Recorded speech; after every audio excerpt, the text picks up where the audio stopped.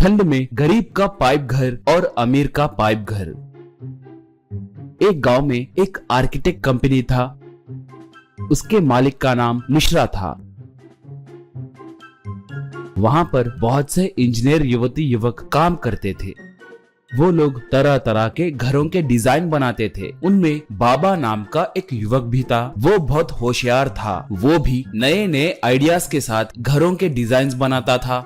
उनके mini house models को देखकर मिश्रा उनकी प्रशंसा करता था।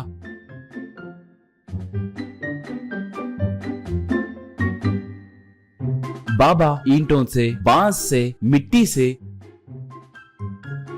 और ताश के पत्तों से भी घर बनाकर दिखाता था। वो देखकर मिश्रा सबसे ज्यादा बाबा की तारीफ करता था। शाबाश बाबा, शाबाश। इस कंपनी में सिर्फ तुम ही बढ़िया डिजाइन बनाते हो। मैं रिटायर होने के बाद मेरा एमडी का पोस्ट तुम्हें दूंगा। कहकर उसकी तारीफ करता तो बाकी के लोग बहुत जलते थे। उनमें से जगन नाम का व्यक्ति बाबा से बहुत ज्यादा नफरत करता और बहुत जलता भी था।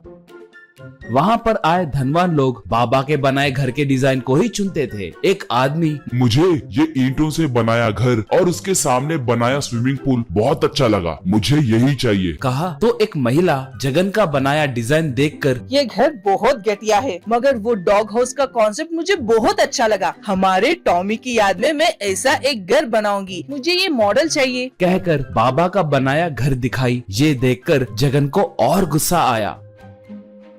एक बार मिश्रा सबको बुलाकर, माय डियर बॉयज, मैं अगले महीने रिटायर होने वाला हूँ। मेरे बाद बाबा को एमडी बनाने की सोच रहा हूँ, मगर मुझे आपको भी एक आखिरी मौका देने का मन किया। आप में से जो भी एक नया और बढ़िया घर का डिजाइन बनाएगा वो ही हमारे कंपनी का एमडी बनेगा। आने वाले रविवार के अंदर आपके डिजाइन मुझे देना होगा, कहा। इससे सब सोच में पड़ गए।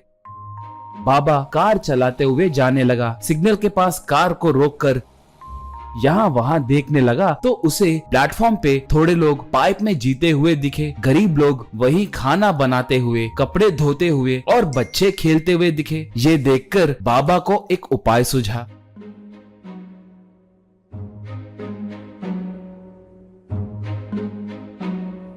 घर को आकर बालकनी में से नीचे देखने लगा तो वहाँ पर भी थोड़े लोग पाइप के घरों में जीते हुए दिखे। Yes, I got an idea, rich man capsule house. ऐसे एक डिजाइन बनाना है, कहकर सोचा।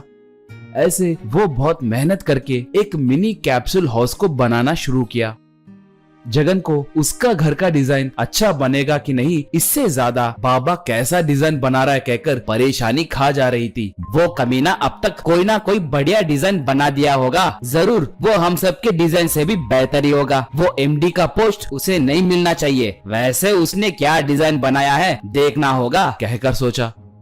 ऐसे वो बाबा के घर के खिड़की में से झांक कर देखने लगा। अंदर बाबा उसके बनाए घर को रंग डालने लगा। उस घर को देखकर जगन के होश उड़ गए। वाह, क्या आइडिया बनाया है भाई। हम में से किसी को भी ऐसा आइडिया नहीं आया। कल ही प्रेजेंटेशन डे है ना, मैं इसे चुराकर मैं ही एमडी बन जाऊंगा कहकर सोचा।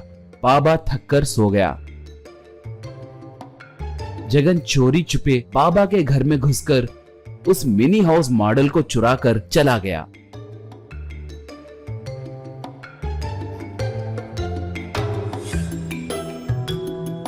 अगले दिन उसका बनाया घर का मॉडल नहीं दिखने के कारण बाबा बहुत घबरा गया। घर वालों से पूछे तो उन्हें कुछ पता नहीं है कहकर सब बोले। बाबा को शक होकर अपने घर के सीसीटीवी फुटेज को निकाला। उसमें जगन आकर मिनी घर को चुराना उसे दिखाई दिया। प्रेजेंटेशन के दिन सब उनके बनाए घरों को प्रदर्शन के लिए रखे। मिश्रा उन्हें देखते हुए, अरे ये कैप्सूल हाउस तो बहुत बढ़िया है, इसे किसने बनाया, कहकर पूछा।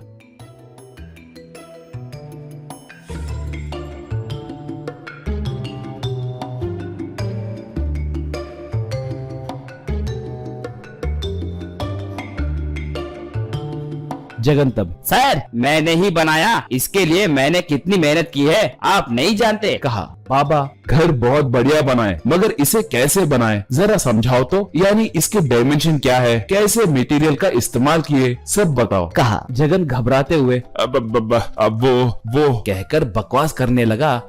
कि तभी बाबा आकर, सर ये झूठ बोल रहा है, इसे मैंने बनाया, चाहे तो मैंने इसे कैसे बनाया अच्छे से बताऊंगा, कहकर सबको उसके बारे में समझाया। उतना ही नहीं सर, ये जगन एक चोर है, हमारे घर में घुसकर इस मॉडल को चुराया, ये देखिए सबूत, कहकर अपना मोबाइल फोन मिश्रा को दिया। वो उसमें वीडियो देखकर दंग हो गया।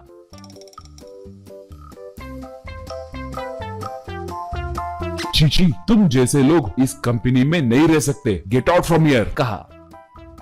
जगन ऑफिस छोड़कर चला गया। अब बाबा एमडी बना। उसके बनाए कैप्सूल घरों में अमीर लोग रहने लगे।